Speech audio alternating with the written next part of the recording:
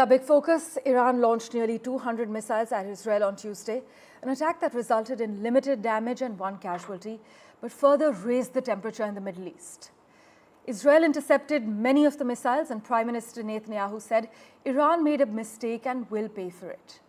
Iran's attack, though, follows weeks of Israeli offensive against the Iran-backed Hezbollah, marked most recently by a limited ground invasion into Lebanon and the assassination of the group's leader. As far as the reactions from around the globe are concerned, well, the United Kingdom has condemned Iran's attack on Israel. Biden, meanwhile, has said there's a complete failure playing out in the Middle East. Germany has demanded that Iran end its missile attack on Israel, expressing fears that the escalation in the fighting could fuel further conflict.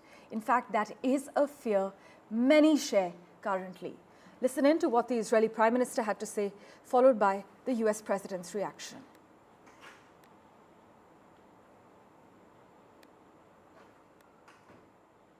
איראן עשתה הערב טעות גדולה, והיא תשלם על כך. המשטר באיראן לא מבין את נחישותנו להגן על עצמנו, ואת נחישותנו לגמול לאויבינו. אלה שלא מבינים זאת, הם יבינו. נעמוד בכלל שקבענו.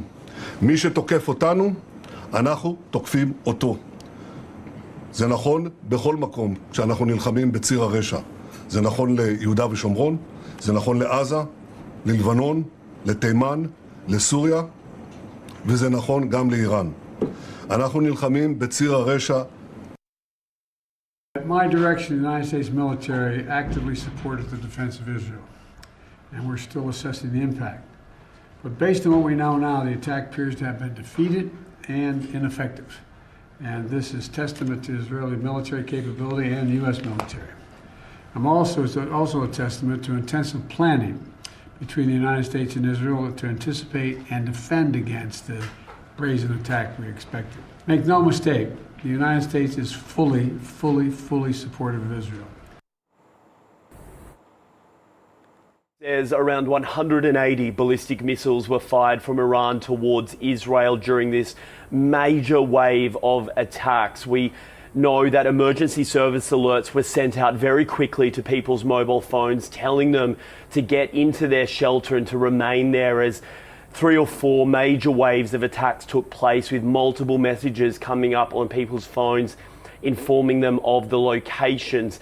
The Israeli Defense Force says there were some impacts, including here in Tel Aviv, where we saw flashes of light as some of those missiles landed, and also large explosions ringing out across the city. But the latest information we have is that there were no Israeli casualties in all of this, and they are putting that down to the fact that around 10 million people across this country heeded that warning and remained in the shelter as this attack took place. We are also hearing from the United States that they worked closely with their Israeli counterparts to try and intercept as many of these missiles as they could. We understand 2 US warships took part, as well as fighter jets in the sky, intercepting them as they arrived.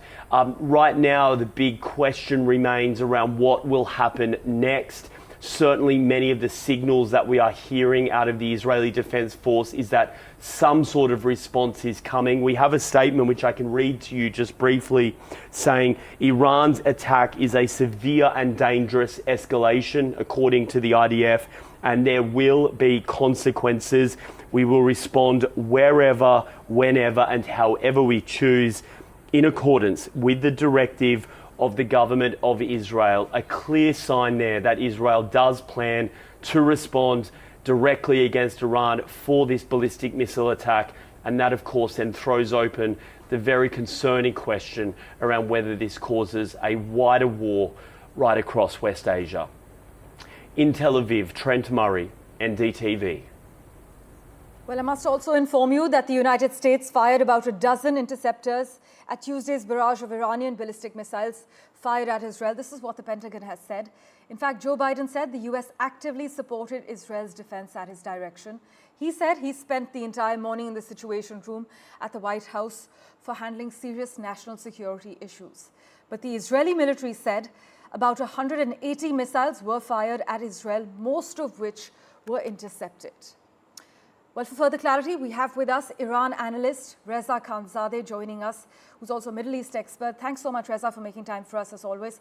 At this point, is it undeniable that allies of Israel in Washington are advocating for a muscular response to the attacks and that the strike will serve to raise, not lower, the temperature in the Middle East as fears of a wider regional war mount? Thanks for having me. Yeah, I think your assessment is accurate. There are plenty of players and actors within Washington, D.C. that want to see an escalation between Israel and Iran. The amount of individuals or parties, if you will, that would rather see diplomacy play out and would rather see de-escalation play out, fare quite a same number, but they don't have the strength as their counterparts in DC does. And what that is going to lead to is just a continued tit for tat, a continued escalation, and Iran and Israel will essentially speak the same language in the sense of saying this is self-defense, this is going to be a counter to a foreign entity attacking us. We must defend our homeland, and appeasing to their domestic base, but also their foreign allies. So for Israel, for example, it would be obviously the United States, and for Iran, it would be their axis of resistance, so to speak. But for the time being, and there's still a lot unknown, but for the time being, it does look like this is going to escalate to a much more severe tit for tat between the two countries, and it could draw in other regional actors as well. Because unfortunately, at the moment, there doesn't seem to be any calm heads at the table right now when it comes to decisions as far as retaliation. Reza, a former US State Department spokesperson has said on record that Iran responded emotionally rather than strategically. Do you agree, and can we now expect a muscular response from Israel within the next few days?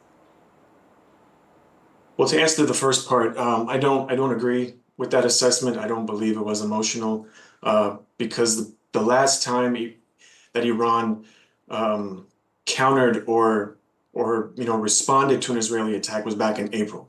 So that was months ago, and since then there's been breaches of Iran's national security by Israel and other actors as well, and Iran has not retaliated for the sole purpose because they know that this is going to escalate fairly quickly, especially with Israel's Prime Minister Netanyahu essentially wanting this escalation. Yes. For years, if not decades, Netanyahu has been trying to trick Iran into a more direct and, if not regional war, and also wanting to draw in the United States. Now, as far as the second part of your question, Israel Prime Minister Netanyahu has publicly stated that there will be a retaliation at the time and place of their choosing, which is something they've always said in the past, and they have acted on it. Case in point was in April. Now they're saying it's going to be much stronger, or as you said it, more muscular, which I do not doubt. As far as the military analysts that I've spoken with, that does seem to be the case. Now the only question is, when will that be? That still remains to be seen.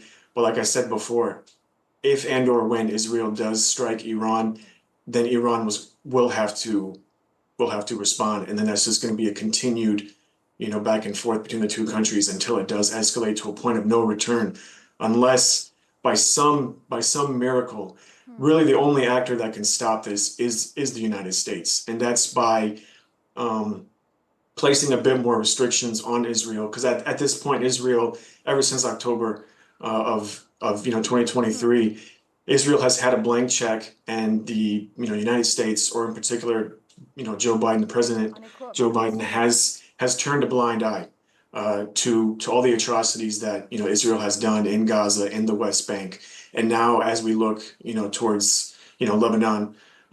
So really, it's up to the United States, Washington, D.C., and unfortunately, they're not going to do anything because they're in the middle of a presidential election season. But it is and factoring as a they huge don't- topic. In fact, even at the vice presidential debate, the opening topic was the Middle East.